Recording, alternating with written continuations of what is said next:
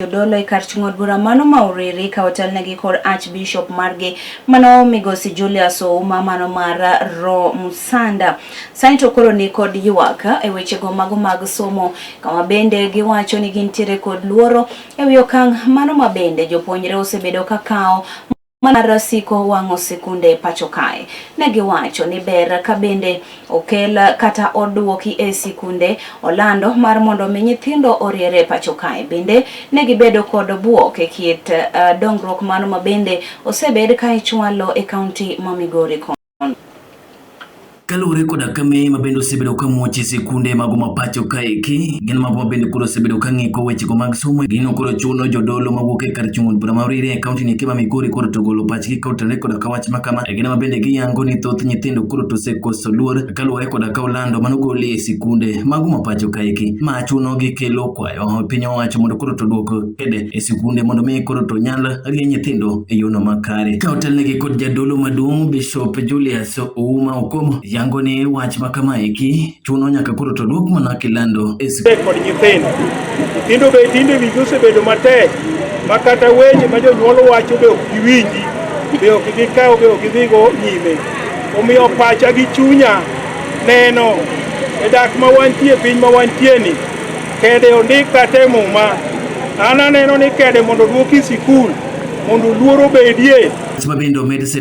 Bishop Samson Odhiambo. And even in primary schools, we should be able to come up with programs that monitor the student behavior right from the time of entry into our schools, to avoid cases where the students coming into the school are students who have come even from other schools where they have been sent away because of indiscipline, and then they are readmitted in the middle of their course, and they begin causing chaos, planting seeds of discord in this new school.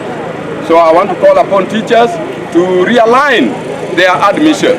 Yango ni chenro mag dongruok mawuok e piny owacho mamalo kaachiel kod mago mag tend counties. Gino mago mabende koro osewegi chien ahinya kaka kanisa nogo mar Ro Musanda. Gino mabende koro gikwayo tend counties mago mapacho ka mondo koro to nyal nywang'ndogi e chenro mag siro oganda mopogore opogore. Jodolo giwacho ni chenro mag chiwo omenda ne jodongo kaachiel kod mago mabende ok nyal. Gino mago mabende koro gisebedo ka gideko ne malich mokalo. Wan kod chandruok. Iyudo ni pesa ni jomoko yude, jomoko ok yude. Jomoko yude man kod nyalo, to jomoko nitie maonge kod nyalo. Jomoko gin joma ng'ol, jomoko gin joma chandore kabisa, to pesa no be ok gidwang'. Koro kanyo sida nitie.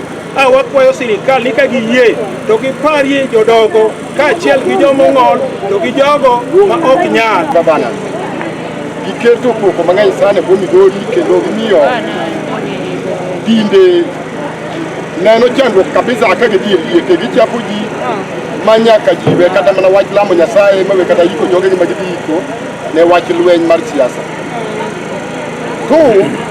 Na kwayogi ni mondo gipare Msande Holy Ghost kaka jatendwa Archbishop Marose wacho gino Msande Holy Ghost Church of East Africa osebedo chien e bwo Migori County.